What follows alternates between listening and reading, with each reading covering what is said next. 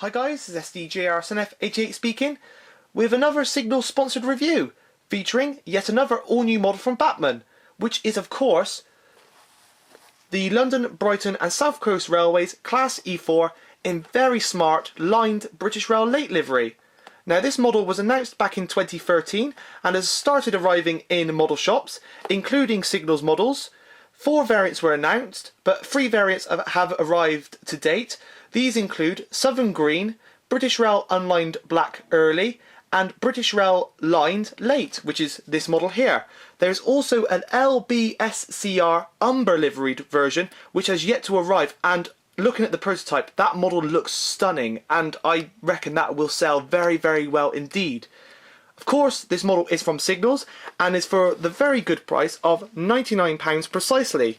Now, as mentioned in previous Bachmann reviews, there's been a lot of talk about the Bachmann price rises. Well, these models recently, were part of this price increase, and these increased by about 20%. But I'm sure this model, as we will see in this review, will be well worth that price increase. Of course, this is all to do with manufacturing costs and materials and other things. So it has to. These cost rises have to happen so great models like this can be produced. So what do we have on the back? Of course we have the brief history about the class. Now as we can see here, you can pause the video here and read the text more fully at your own free will, but I'll quickly glance through it anyway. The London and Brighton and South Coast Railways E4 class are a class of 062 tank steam locomotives designed by Robert Billinton. And they entered traffic in 1898. The radial tanks were essentially a larger version of the E3 class, built in Brighton Works, and so on and so forth. They were all originally designed for mixed traffic, though all variants were built with new Westington air brakes from new, which some locomotives before then, even passenger locomotives, weren't fitted with air brakes. So these were built from new with air brakes. Other locomotives were modified and had air brakes added at a later date, but these were actually built with them straight from production. And in 1923 or after 1923, all of these locomotives also received vacuum brakes. Now, they were very powerful for their size. They operated passenger, freight and on branch line work as well. They all but one passed into a British Rail ownership, and one has been preserved, which is the Southern Green one, which Bachmann are producing, and which is also available at the moment. Now, looking at the end, we have the product code, which is 35-078. Class E4 32500 BR lined black late crest, and as we can see here, I always forget to mention this, but this model is DCC ready and can be fitted with a DCC chip, and as we can see here is a 6-pin decoder. But yeah, looks a lovely model indeed. So without further ado, we will get it out of the outer packaging and have a closer look at the model in its ice cube. So be right back in a moment. Right, here she is out of the outer packaging. As always, in the tray we have the usual paperwork, which includes the instructions, the warranty, and the slip to join the Bachmann Collectors Club. Of course, I won't go into too much detail with that, so I'll just put that back in there. Then we come onto the model itself in its ice cube, and wow, sorry about the glare there, but just look at that. It really is. It looks stunning indeed, even in the packaging there. See, I can already see there's plenty of separately fitted details on the top here, which we'll have a quick look at now. We've got the detailing pack here. You can see we've got the brake rigging in there. We also have the vacuum and air brakes, which are also separately fitted. There's 2 chain link couplings in there, of course, for the front and rear. And then we got these route indicator discs, which is a very nice touch indeed. And I presume on the instructions they should show you how to add those, or in what combination to put those, depending on what service you would like to run for the train to haul, really. So yeah, but no, it's brilliant to see that much separately fitted details in there, but really does look stunning indeed. So without further ado, we will get her out of the ice cube and pop her on the track. So be right back in a moment. Right, here she is on the track. And again, Bachmann have done a really superb job capturing the prototype. I mean, she looks absolutely stunning. Starting off with the front end, as usual, we have the smoke box there. As you can see, we've got the running number 32500, and below that we have the smoke box start, of course all separately fitted. Below that we have the shed plate code. Zoom in there. We have 70C. Again, I'm sure one of you will know what shed code that is. But yeah, so there we are. Coming on to the running plate, we have these beautiful lamp irons there. We also have the raised raised irons there, which are used for the route indicator discs, which as seen earlier on, were supplied in the detailing pack. And of course the instructions do show how to fit the indicators and sort of what way to arrange them for what sort of services these locomotives would hold. Then below that we have the holes in the buffer beam there. Those are for all the brake rigging pipes that the vacuum pipes and steam heating and other pipes that are also supplied in the detailing pack, along with the free chain link coupling. As we can see, there is plenty of rivet detail on the buffer beams there as well. And the buffers themselves are turned metal, but they are not sprung, as is with most usual modern locomotives nowadays, due to obviously costs and other things. But really, as mentioned, I'm not really a fan of sprung buffers. They are, some people quite like them, but then again, you never really use them on a model, and it really is a bit of an added cost to the production of a model, and I don't really see the point in it. But turn metal buffers are definitely a thumbs up from me, and Bachmann have done it really well here indeed. Moving on to the side, and we have, of course, the underside the loco here. The wheels look absolutely superb. Of course, you've got the brake rigging down there as well, and the sandpipes. Let's see there. Come on to the rear pony truck, and then we've got this beautiful pipework here underneath the cab. Now on some of the other liveries, this is also picked out as sort of brass and stuff like that, and it really does look nice. But on the BR ones, it's sort of painted black. The BR ones weren't very much variation in livery really. The BR ones were kept quite plain and simple. Come back on the side there, we have that beautiful pump there. Zoom in there. Look at that. That is all very, very well picked out indeed. All those little pipes are separate, they're not moulded. Really, it's little details like that are really, really stunning indeed. I mean, if we look in between the little pump there, yeah. Ooh, the camera's going to go out of focus. Zoom right there. But yeah, I think if you look in between the two sort of pumps there, there's a rod that goes up and down on the real on the real pump, and I believe it's a bit hard to see, but yeah, you can just about see it. That you've even gone to add in the detail to the rod that goes up and down in between the two pumps there, which you can see on the real prototype, and it really is well done. That is really tiny indeed. The model, I thought, looking at the model in magazines and everything, that this tank engine is quite large, but as mentioned, it is a lot smaller than I thought. So it really has been well captured indeed. Coming on to the side tank, we have beautiful detail here. You can see the rivets there, along with a very well applied livery. As you can see, it's got the red and white lining there, and the Lake Crest. If I zoom in there, got the British Rail crest. All very well, all legible, although not on the camera sadly, very sorry about this. There we go. Got the lion holding the wheel there. All very well, indeed. I'm really looking forward to seeing the Umber liveried one, as many of people have seen the prototype in its pre-painted livery, and it really does look stunning. I mean, this is just the BR black version. So yeah, they really have done well with the livery application. Coming on the side here, we have lots of rivet detail down here. I mean, even on like the wheel splasher there, got plenty of little rivets on there on the running plate. The running plate is die cast, which does give the model a lot of weight. I mean, when putting this model on the track, it really does have a lot of weight to it. It is surprising for its size, but it must really be crammed full of weight, and the running plate, of course, being die cast, it really does add to it. If we look onto the top here, hopefully the camera will stay in focus. you can see there's a lot of separately fitted detail here. I mean, we have this beautiful handrail that runs all the way from the rear of the tank there, all the way along the sides, round the front, around the smoke box door, and back around to the other side. All separately fitted, of course.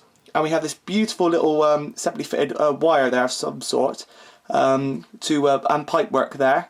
Of course, I don't know what the majority of this stuff did on the real locos. I'm never really clued up on this stuff, as always. But as you can see, it's all separately fitted. We go around the dome. We've also got the filler caps here.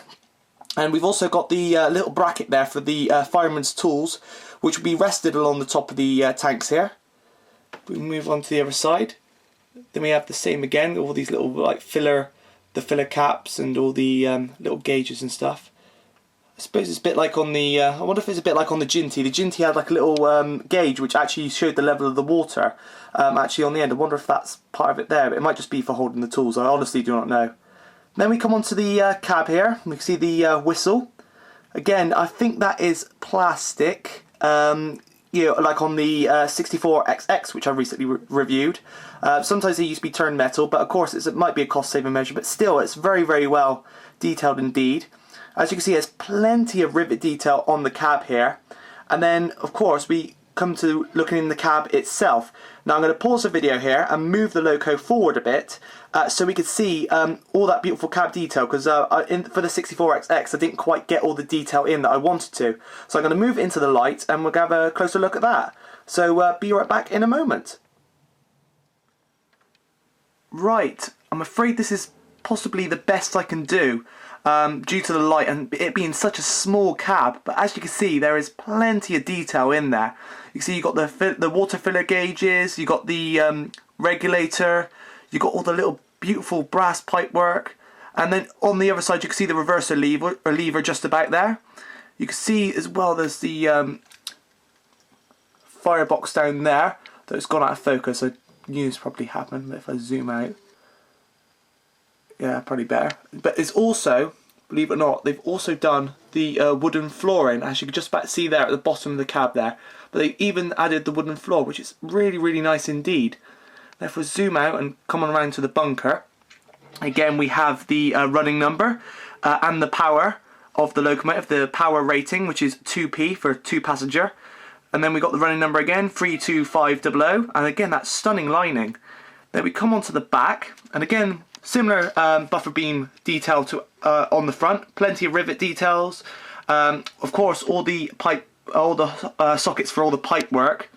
And then we come on up, we have separately fitted lamp irons, the cab steps, and then we have the bunker coal load, which is normal plastic sort of coal load, but then again you could always add a real coal load to your liking. But not bad at all really for the model. And then if we zoom in on the rear of the cab, we also have some more rivet detail and those beautifully applied the sort of the bars on the windows there. But really is a stunning loco from whatever angle you look at. I mean, just look at it from the rear here. It really is stunning indeed. So I guess what's to do next is to see how it performs. And so yeah, I'll only do a little, being a signals review, only be a little back and forth again. But this should show how the model runs at slow speeds, which is what I like to see, how slow and smooth a model can run. So be right back in a moment. Right, I think we're about ready to go. Now this model, as mentioned before, has not been ran in any way. This is straight from the box. So it'll be interesting to see how she actually performs. Again, I'm using the Hornby HM2000.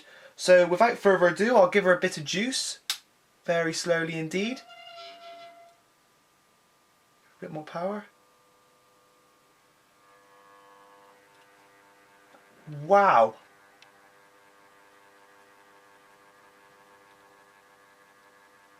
Just look at that.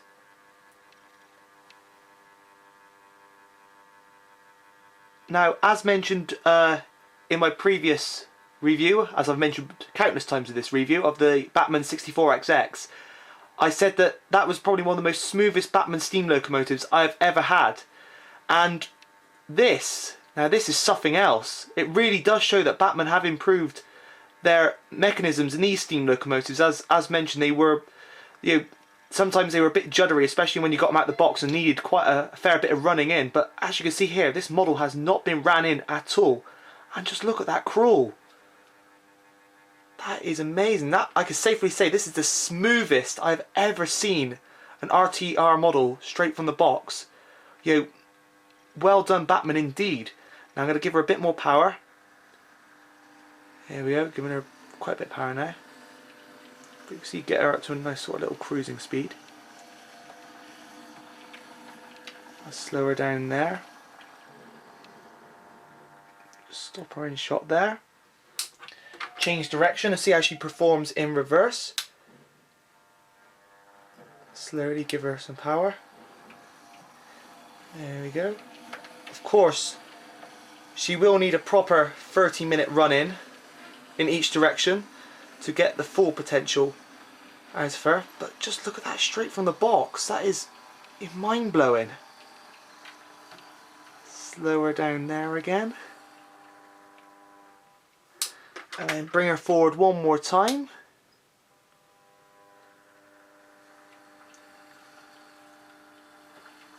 That is really, really superb indeed. Slow her down there. Get her a nice side-on shot of her. Slow her down there. Get her right down to her little crawl here. And there we go. Wow, now that was something else. So, on to the scores. Well, what can I say? Bachmann have done it again. They really have done a superb job. And I mean, this new, as just seen in that little test run there, I mean, that new mechanism that they've been applying to all their latest steam locos really, really does work well indeed. I mean, straight from the box. I mean, that is absolutely mind-boggling. I've never had a locomotive that smooth straight from the box. I mean, absolutely superb indeed. So, the scores. Packaging, standard Bachmann packaging of course. 9.5 out of 10, you know, purely because, you know, I do love the Bachmann packaging, you know, easy to get the model out of, and of course to put it back in because I do store my locos. And, you know, really, really clever idea, really. So, you know, fits them in there, nice and protected. Detail. Now, detail has to be a 10 out of 10. I mean, they really have gone all out on this. There is so much separately fitted detail. There's hardly any moulded detail, from what I can see. I mean, the majority of pipework is all separately fitted, the lamp irons, everything else like that. And of course, all that detail, extra detail you get in the detail pack as well. It really, really is a lot in there. Now, livery. Now this is the, of course, BR Black, which is one of the simpler liveries. Now I have seen the Southern one in the display cabinet at Signals. Now that was something else. That livery on that was absolutely superb. I would have loved to have done a little review on that one. But they were in very, very short supply indeed. They still have a few. But yeah, they were very in short supply indeed. So I decided to do a review of the BR Black one here. But as you can see, the livery is very well applied on this one. Obviously, the text is nice and crisp on the British Rail logo. You know, all perfectly legible. All the little power all the little power text as well, and of course the running numbers and the lining as well. Then we come on to we have running. Yes, running. Now that is something else. That has to be a 10 out of 10 or a 12 out of 10. I mean, I cannot, you know, speak highly of how, you know, I cannot, it's hard to put into words how well this model actually ran. I mean, you saw it for yourself. It's just unbelievable, straight from the box. You know, time and time again, I keep on saying this is the smoothest model I've had to date. But this really is something else. This has really sort of made me look back at my, you know, other reviews and think, you know, was that smooth compared to this? I mean, this is really, really, you know, unbelievably smooth running, and of course after a run-in I'm sure it should be even better indeed. So overall rating of the model, 10 out of 10 and then some. It really is a must for any Southern modeler. I mean, I cannot wait to see the Umber livery one. Now the Umber livery one is going to be something completely different, and you know, quite a unique livery, and you know, I'm really, really looking forward to seeing that one on the shelves. Now, of course, a big thanks to Signals Models, and the links are in the description below to, of course, purchase these from their website. They do have all three variants at the moment. Of course, the Umber one, as mentioned, is not in stock at the moment. Hasn't arrived as I do this review. But the BR Early Crest plain black one is, the BR Late one, of course, and they do have the Southern one in short supply. But you do check out their website, of course. All links to those models below, and big thanks to them. So, and of course, a big thanks to Bachmann for producing this superb model indeed. So, I guess that's all for now, and until next time, this has been SDJR 88 speaking, and thanks for watching.